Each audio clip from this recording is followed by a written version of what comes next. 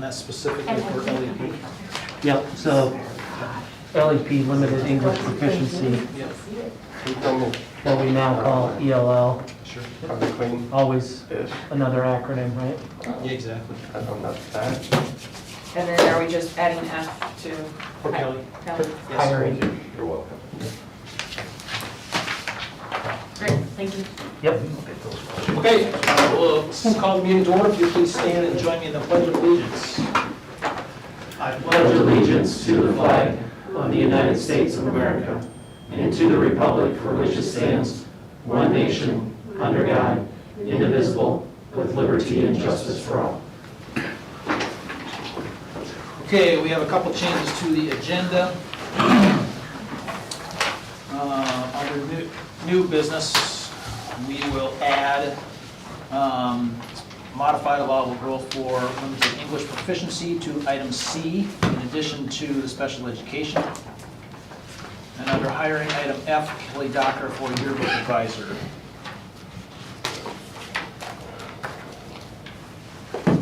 Any others?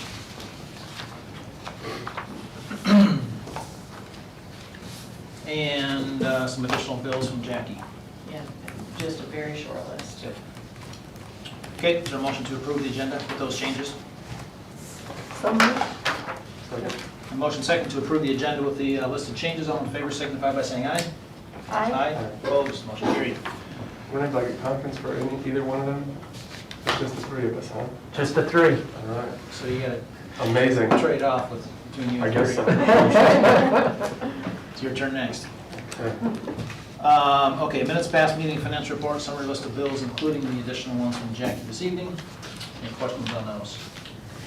Just to note that there is a general fund summary for the end of the fiscal year, and that should be it. We're certified, CAR, special ed supplement, transportation report are all certified, so unless there's an adjustment after the fact, which can happen, that should be it in how we ended the year for June. And then, of course, the updates for August. Okay, thank you, Jackie. Any others?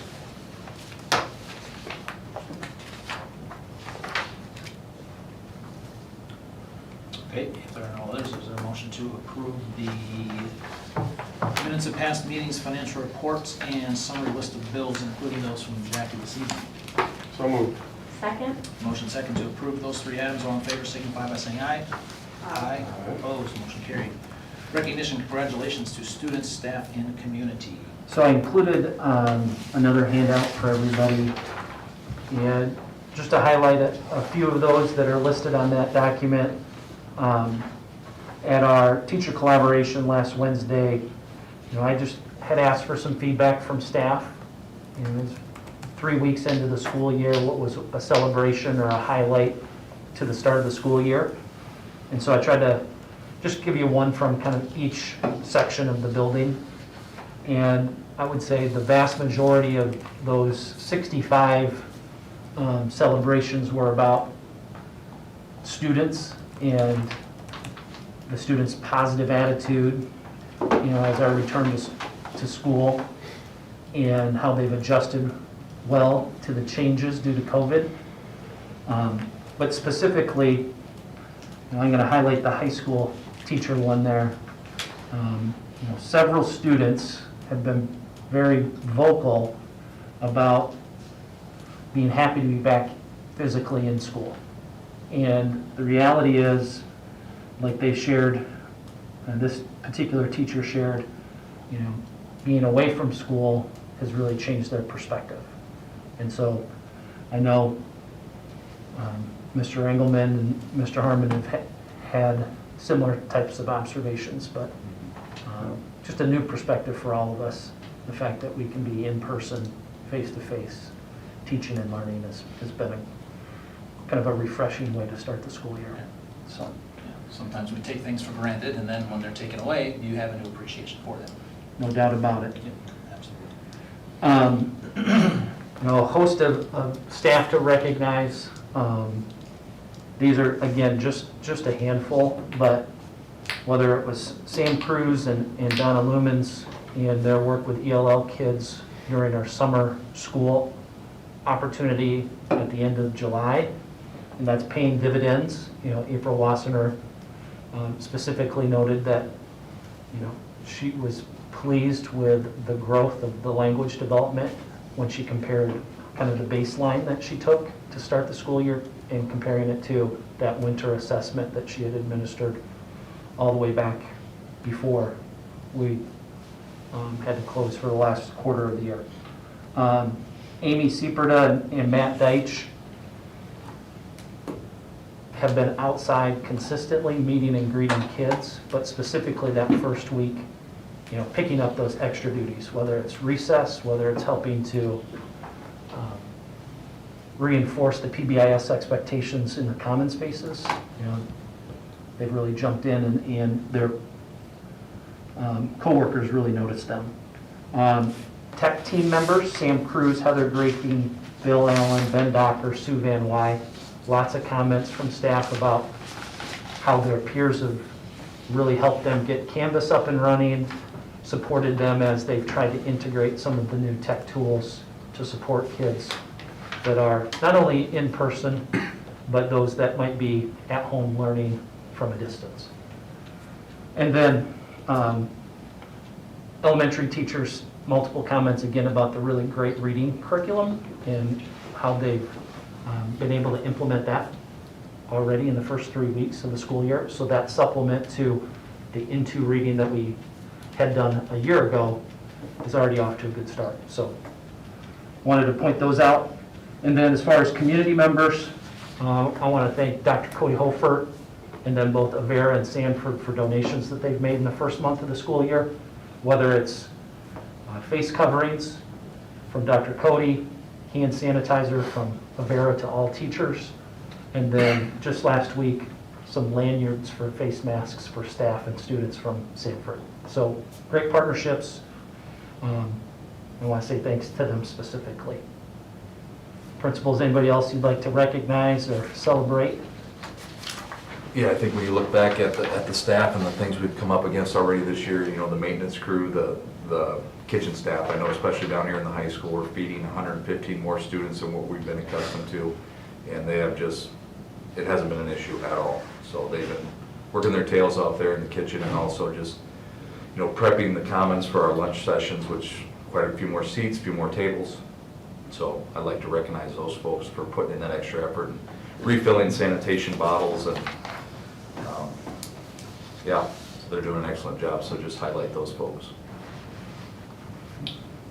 Good, thank you. Any others? It's kind of buried in the middle there, but I just received today from Mr. Rockhill 3 students that were recognized for their achievements with FFA. Gabe Quaker, his SAE project has advanced to the national level out of the state competition for swine production. And then some alumni who continued their work with our chapter of the FFA after they've graduated, and they have earned their American degree. So I looked today, 126 total Iowans recognized or will be recognized for that achievement. We've got 2 of them, and there's only 1 other student in the entire Siouxland. So that's a great recognition, top 1% of the entire nation. So hats off to Devin and Reese. I didn't get to know them, but they've obviously taken that passion for ag and continued it beyond. And I'll probably add to that, to Mr. Rockhill as well for leading them. Exactly.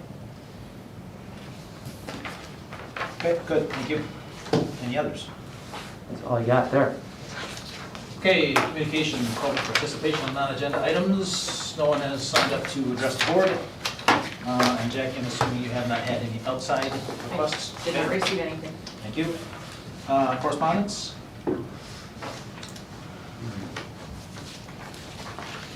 Nothing to add. Okay, we'll move on to reports, principals. I don't have anything to report on. Just that we're 18 days in and like to see a normal route. And thank you, Mr. George, for his leadership on that, because I feel that we're in a good spot, so. Good, good. yeah, to get this far into this crazy year and not have any major issues to this point is very, very commendable. Jackie, anything? No, nothing from me. Thank you. Board members? Mr. Jordan?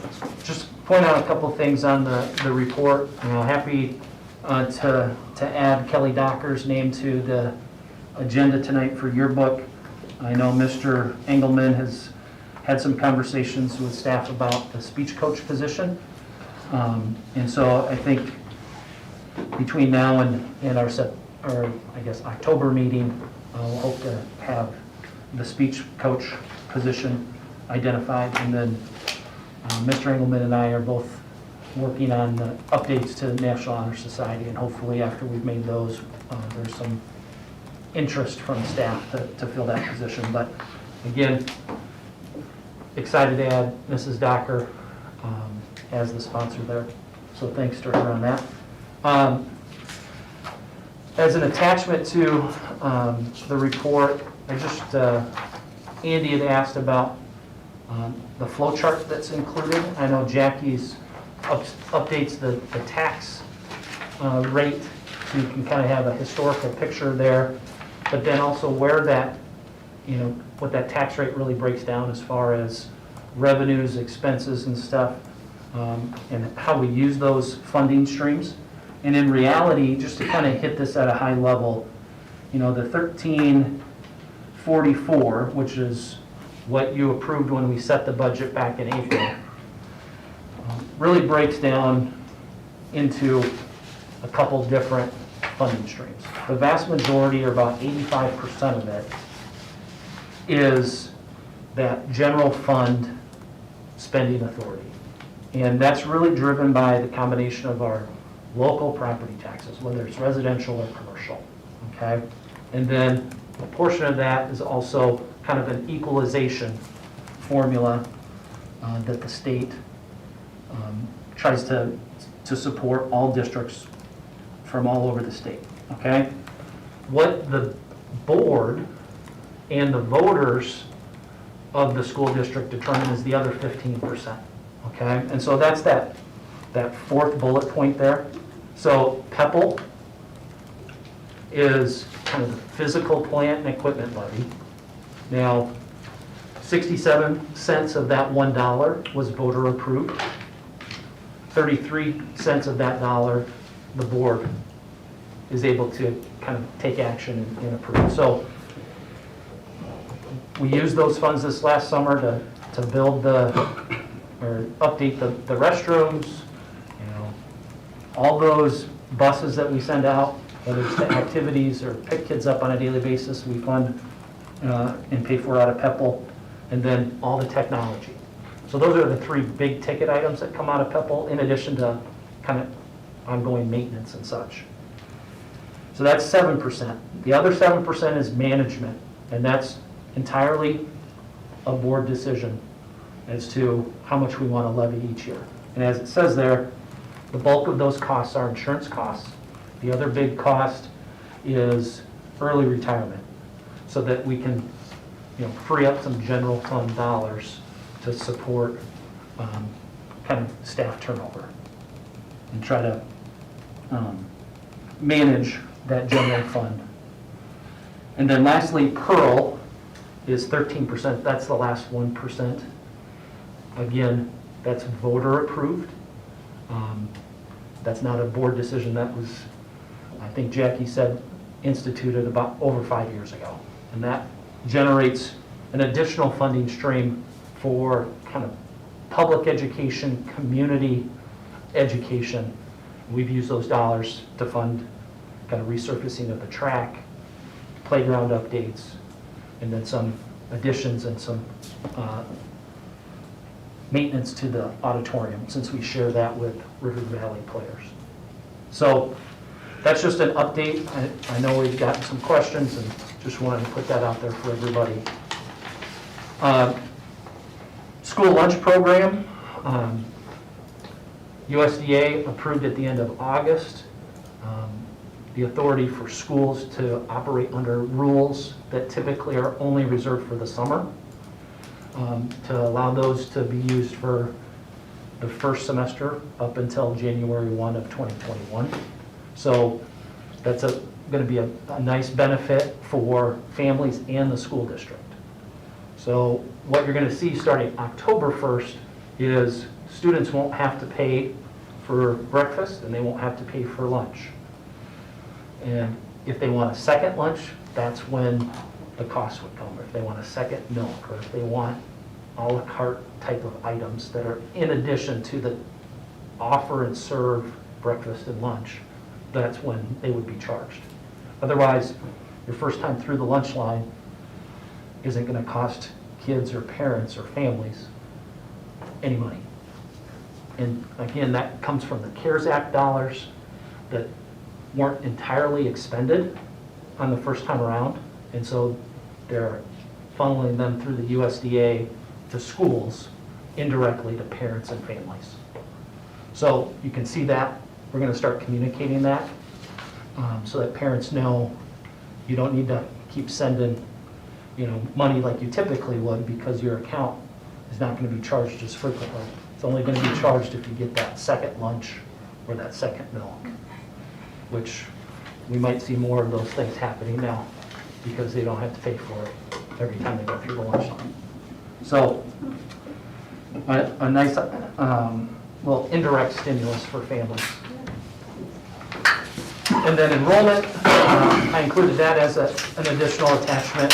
Again, if there's a silver lining with our enrollment, it's that our original estimations were that we were going to be down about between 15 and 20 students. As we look at where we were on Friday compared to count day last year, we're actually only down 6 students in our building. So more students really moving into the district than moved out of the district in comparison to last year. And that accounts for the students and families that decided to homeschool their students due to COVID. So if there's, again, a silver lining when we look at enrollment, it's not down as much or as many students as we were anticipating. But again, I caution you because those are the number of students actually physically in the building. It doesn't necessarily equate to that certified number, because remember, there's special ed weightings, there's other components that ultimately arrive at our certified enrollment. So that will happen the middle of October, and we'll be able to update the board and begin our financial planning after we have the certified number identified.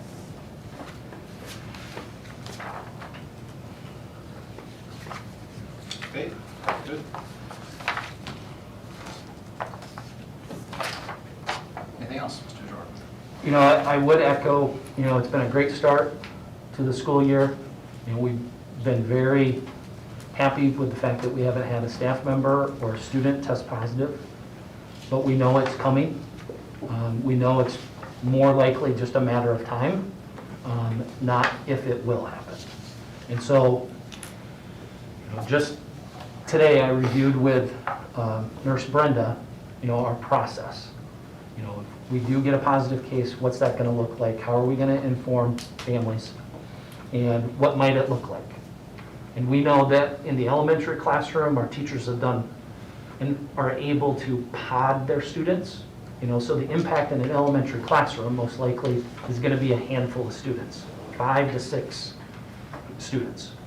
Once we transition to 5th through 8th grade, we still have them in sections, and they're still, for the most part, clustered with 5 to 6 kids in every single classroom. But you have to remember that they're also starting band, so that increases the number of close contacts that they could have, and their activities that they're involved in also increase. So things that we are out of our control, there's most likely going to be more students that are impacted in that 5th, 8th grade age level. Once we get into high school, it's going to be a challenge because we know they've got 8 periods. They may go 8 different directions, and those close contacts could be in the 20s. You know, I might sit next to 4 or 5 kids in 8 different classes. And so I just want to be very transparent for everybody. And we're going to have a time when we have, you know, students that are told to stay home simply because we can't appropriately socially distance in every place, especially in the kids' school. So, anything you want to add to that, Jason? Yeah, I mean, the teachers are doing the best they can, but it is just not feasible in some locations of the school. And I know as much as some parents and maybe some students would like us to group them differently, we value every activity that kids are in, not just 1 or 2. So it's hard to, again, sometimes seat them appropriately based on the activities they're in, because everyone is involved in so many things. That's one of the sticking points too, but we're trying, and kids are doing a fairly good job, but it's kind of that if and when, and we just need to be prepared for that and well educated on what that could look like and some of the things that we might hear from the community or hear from even in-house. So yeah, we talk a lot about it, and we're trying to be in school for as long as possible with as many kids as possible. So thank you for sharing that. It weighs heavily on my mind. Yeah, I think it's the thing that keeps us both up Yeah. at night is, unless we really move to a hybrid model and we were bringing in, 50% of our kids at the 9th through 12th grade level, we can't guarantee a social distance in all of our classrooms and the lunchroom and all the different spaces that our kids are in. So I want to applaud our families and our students for being healthy and keeping their kids as safe as possible. But we know that there's going to come a time when we do have a positive case, and we're just going to follow public health and the Department of Ed's rules. We're not going to make up our own. We're just going to share the seating charts and be as transparent as we possibly can with all parties. And I think being prepared, it appears that we are trying to be as prepared as possible for that eventuality as the best we can do at this point. So yes, I applaud you again for being prepared and having those conversations and discussions and making sure that we know what are we going to do when that happens. Yep. So, good. And that leads us somewhat into the next conversation, unless you have other things. Brent? Nope. Okay, move on to the policies. What I'd like to do here is, for the most part, take all these together. Yeah. Hopefully you've had a chance to review these. If you have specific questions on some of them, by all means, don't be afraid to ask those. I don't know if there's anything in particular you want to highlight, Brent? Yeah, the reality is, we're trying to, ISB's recommendation is kind of try to consolidate the leave language into your handbooks. And so it's not that we're eliminating any of the language, we're just essentially transferring it from policy into the handbook. And instead of having duplicate language in policy for licensed staff, teachers, and classified staff, support staff, whether it's cooks and custodians and paraeducators, just trying to say you can find all that detailed information in the staff handbook. In addition to that, teachers, all the leaves are spelled out in the master contract. None of these changes are making anything different for teachers or support staff when it comes to leave. That'd be the big thing I'd highlight. The other thing is, number 2 is the addition of that FFCRA leave in the event that someone on staff misses a day of work because they're either getting tested to see if they have COVID, or they've been told to quarantine, or they have a family member, a dependent that they have to provide support to because they're testing for COVID or been quarantined due to COVID.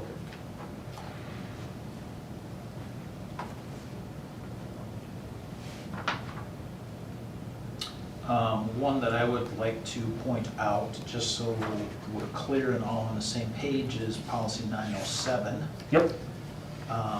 That one specifically gives Mr. Jorth the authority to close school for 1 or 2 days. Beyond that requires board approval. So, just so there aren't any questions about that, who has authority to do what, and where that authority lies. At the same time, I'm sure Brent and I, in particular, and Andy, will certainly be in conversation about when we think that's appropriate. And there'll be, I would expect that there'll be a conversation between Brent and I at a minimum when he thinks that's appropriate, and making sure that, again, just making sure we're on the same page. Yep. And then if we need to transition to an extended break beyond that 2 days, we would have an emergency meeting, and the board could have a conversation in open session about the reasoning and rationale for that.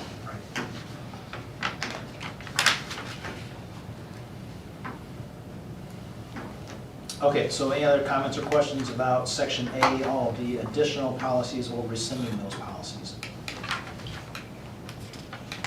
Was this all reviewed by Amanda? Yep. And then does policy committee meet anymore? We haven't been, because what we've been trying to do is really follow the recommendations from ISB. And so Amanda's working with 2 different folks down at ISB in Des Moines, you know, as we make those changes.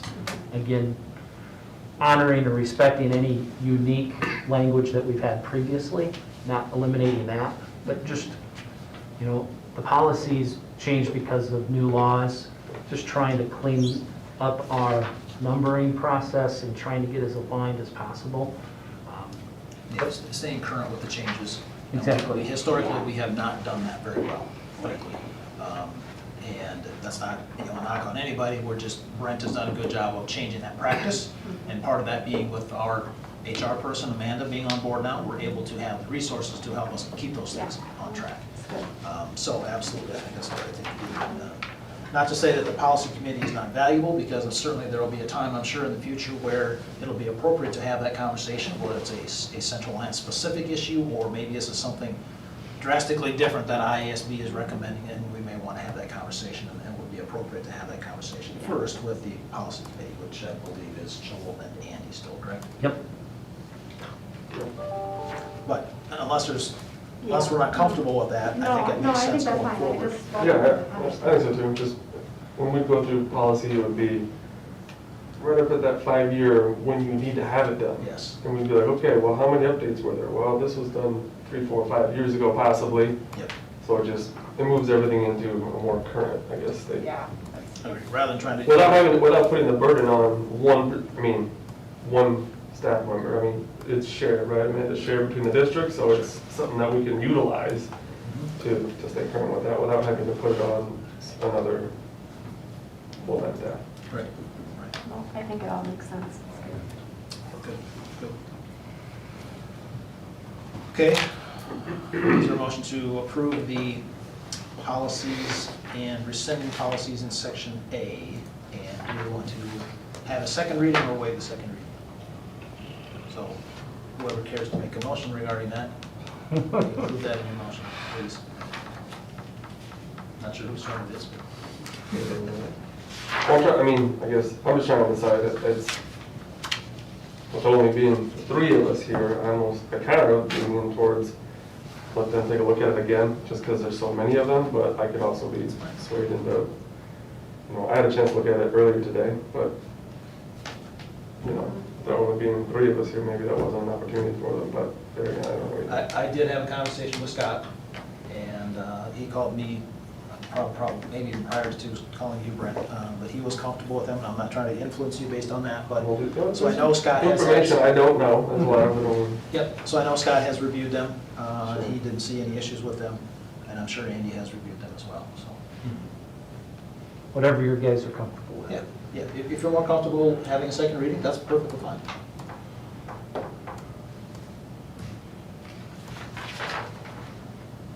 Well, I'll make a motion to approve it. But I'm not going to waive the second reading this time. Okay. I'll second. A motion second to approve the additional policies for changes to those policies and rescind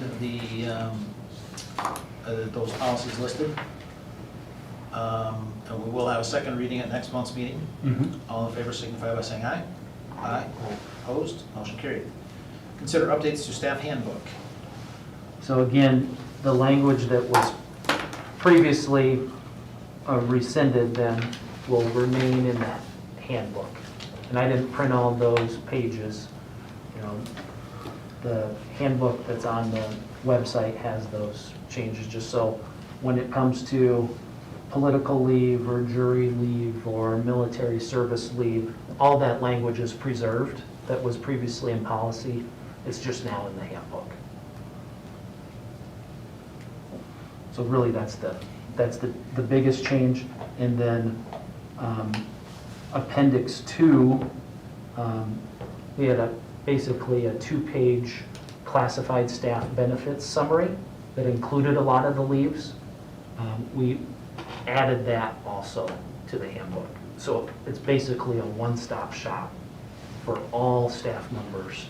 The only unique document is the master contract, which is negotiated with teachers. So otherwise, no language changes, just kind of moving them from policy into the handbook.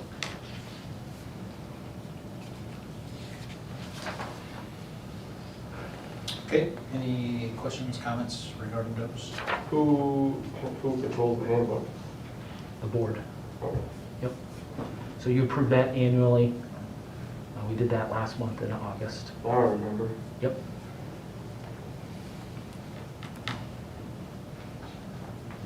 I remember it doesn't go back as far. No, that's fine. Nope.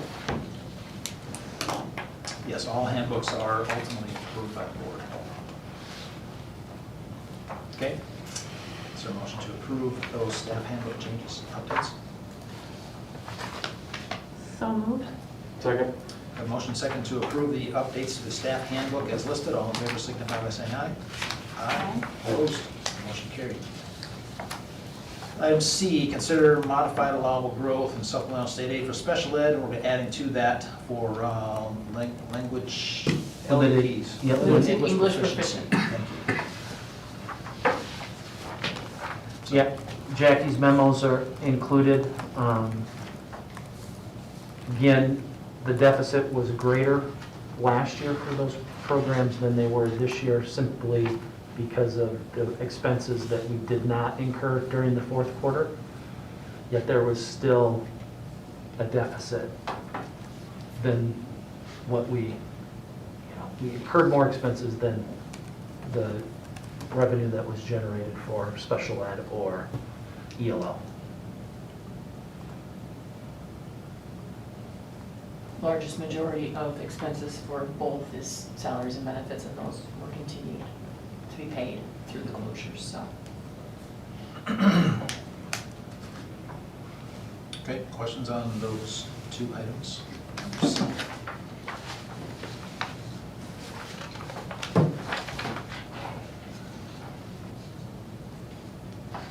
I'll make a motion to approve the items. Second? A motion and second to approve the modified allowable growth applications for special ed and LEP. All in favor signify by saying aye. Aye. Opposed? Motion carried.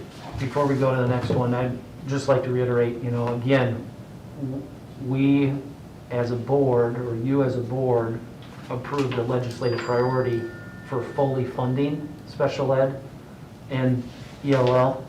Right now, we are one of, about 80% of all districts across the state that overspends in special ed and overspends in ELL.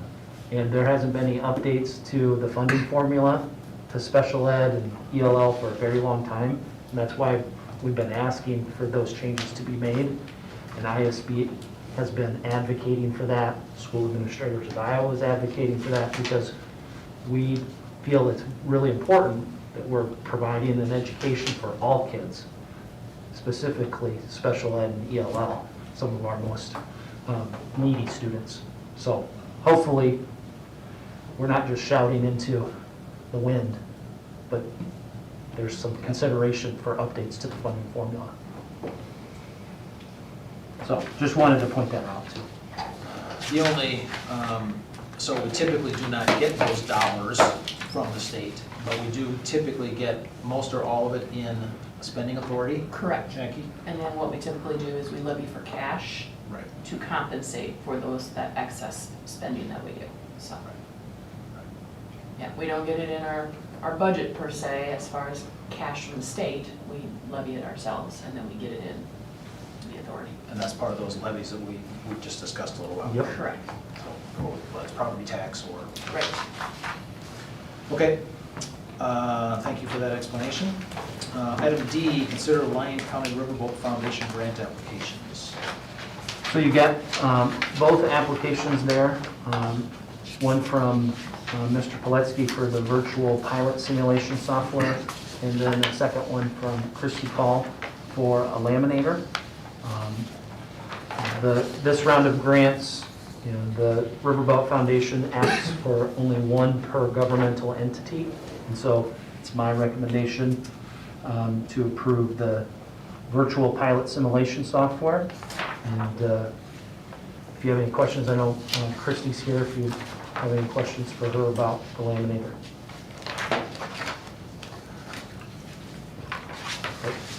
We do need a formal resolution so that we can include whichever grant the board approves in the actual grant application. So for those laminating items that we do want today, do we end up sending those to AEA, to Sioux Center, to get them laminated? Yep. And do we pay for those? We also have in-house laminating options if it's smaller items. Yeah. But yes, otherwise the district pays for that through the AEA. I thought I had seen bills from those types of things, if I remember right, okay. So how, To do what? To send in the bills. We use for lamination, if we want bigger things. Okay.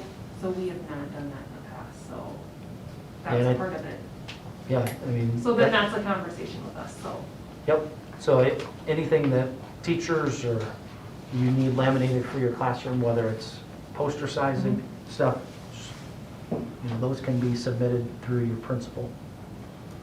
I know that there's an added delay because we've got to send them out of district and it's, an added inconvenience, but something that we could support so teachers don't have to pay for it themselves. Jackie, any ballpark idea how much we spend a year doing that? I guess I don't know, because I'm hearing some difference Okay. of what's, but I know we've done flashcards and we do numerous laminating of things, and I would say at most $500 Okay. is what it's been. Okay. So I can't answer that truthfully or with a That's real all right, we don't vast spot it, knowledge, just yeah. Specific number. Yep. Yeah, it's hard to get to a specific number, I'm sure. I'm writing that down. You should. You should. So we have a solution, it's not maybe the ideal solution Right. for Right. laminating. Mhm. How long does it take to get it back once we send it down there? What's the turnaround time typically? Christine? Right now, there's a 5-day quarantine because of the COVID, so, but generally it's about, by the time we get it down and then get it back, it's probably about 2 weeks. 2 to 4 I would weeks, say I'd 2 say. to 4. yeah. Depends what time of year it is. Okay, August is busier, of course. Yeah. sure. So you basically just have to plan ahead a little bit more maybe? Yep. Okay. Any idea how many students would be using said simulator, and is that something that they would be able to log into, or how does that operate? I know, I can call Jerry if we need to, but I guess I'm just curious, does that stay on one computer, is it software that goes on to multiple users at a time, or what is that? Yeah, I don't have the detail is if it's a site license or if it's Sure. one computer Yeah, so like something dedicated to that software. Yeah. But it's 4 years, so I'm assuming it's more than just one I would computer. I would presume that as well, but. Most, most of our software right now it's all virtual, it's all online, it's not typically it's Would be a not CL student login, this with this, gets you into the program. your program that you have now. Yep. Or whatever.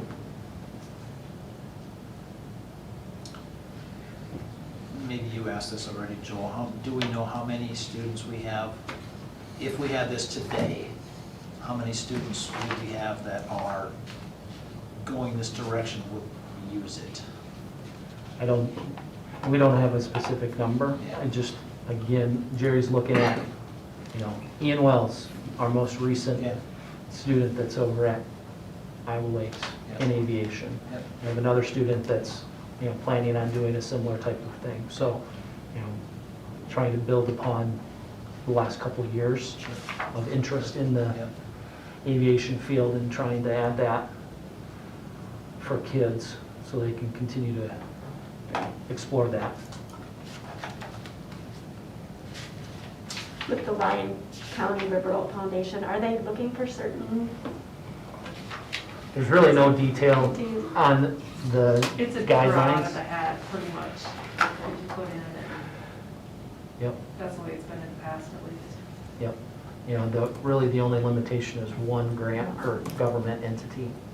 And I think everybody that submitted last year was awarded, so. Do we know if this $2,000 cost, is this a one-time cost and it's good for, For we the, buy it and that's it? Or is there ongoing licensing fees? it's a 4-year licensing It's a fee. 4-year license? Okay. Yep.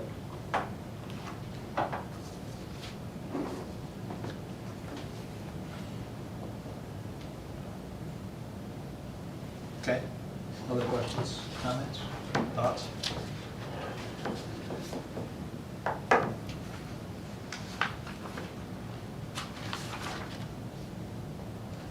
And again, your main reasoning for recommending the software versus laminator is, Just the connection to students and the most recent history of kids going down that aviation pathway. Trying to build upon that. yep. And I would maybe again add to that, we have a solution, may not be ideal, but we have a solution for laminating. Correct. I would probably add to that justification of that concept, but that would be my thought anyway. So, Yeah, I'd like, I'd be curious to know how many students in that regard. But I would make a resolution to have us vote in favor of the virtual pilot software, just because I think it could be an attraction for a number of students. And I think that's something that would be kind of neat to have that as an attraction. If there was no other workaround for laminating of any kind, then that's a different conversation, but that's not where we're at, so. sure. I will make that motion. I will second. Okay, we have a motion and second for the resolution to submit the Lyon County Riverboat Foundation grant for the virtual pilot simulation software.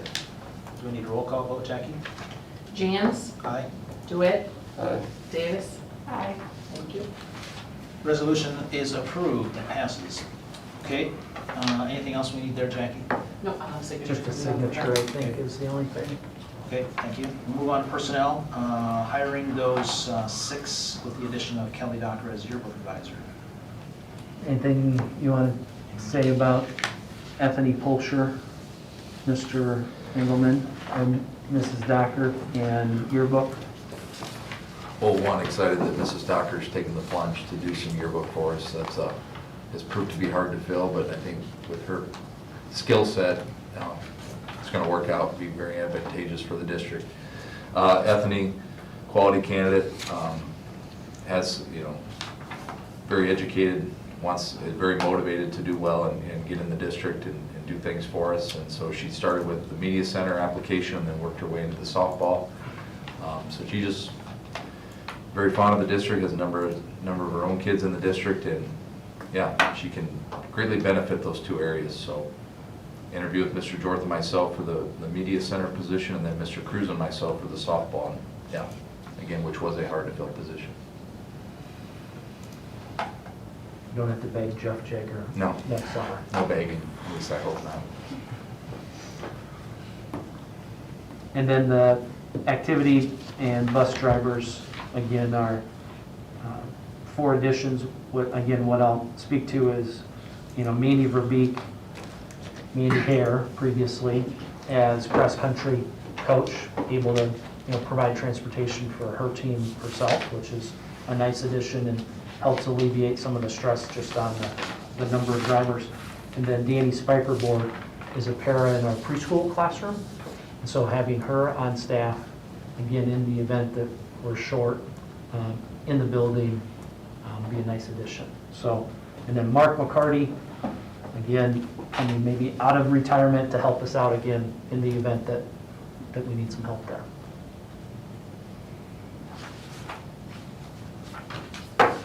Okay, so motion to approve those 6 hirings. So moved. Second. The motion second to approve the 6 hirings as listed, all in favor signify by saying aye. Aye. Opposed, motion carried. Lane advancements for those 3 ladies. Yeah, again, Jackie's got the memo as part of the packet, but Krista Sproke moving to the Masters lane, Jody Schreck Masters plus 15, and Emily Deitch BA plus 15. Okay, questions? Make a motion to approve those 3. Second. Motion second to approve those 3 lane advancements, all in favor signify by saying aye. Aye. Opposed, motion carried. Announcements, dates to remember as listed there. Yep, I just call your attention to, we've got fast testing that's starting this week for elementary students. Our next home football game will be the mass band performance. That'll just be Central Lyon band members, 5th through 12th grade. The George Little Rock band teacher's out on maternity, so this year's edition of mass band will just be Central Lyon students. And then the week after that is homecoming. So Wednesday night coronation. Again, we're still going to follow social distancing. The gymnasium will still be kind of every other row seating. We'll use both sides. Last year, I think we just had the football team maybe on the north side of the gym, but we'll use both sides to try to increase our seating. And then the football game on that Friday night, there'll be no homecoming dance this year. Again, just due to the social distancing, I just don't think we can, as a school, put on a dance. And then the Pops concert is that Saturday anyways, as originally scheduled. Similar social distancing. I don't know exactly what that's going to look like yet. We might need to, get creative with the seating in there. But again, we will continue to use the live streaming for all of our events and really encourage folks that they can continue to attend by watching it on YouTube.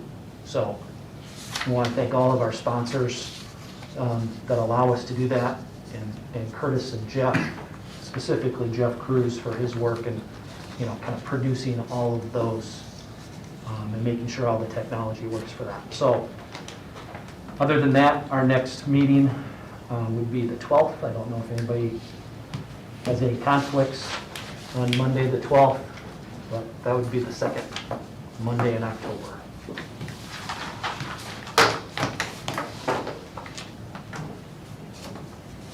Any issues with that date?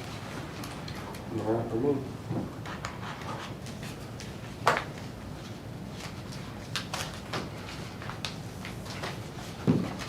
Okay, is there a motion to adjourn? So moved. Second. Motion second to adjourn, all in favor signify by saying aye. Aye. Opposed, motion carried. Thank you very much, thanks everyone for coming. All 3 of you. Yeah.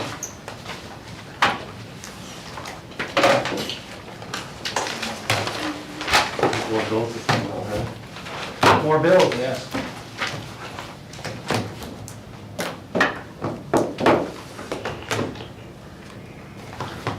So it's like, later, would there be like casino funds or something like that, or like other? Yeah, so the- or, yeah, other currently what we have is just a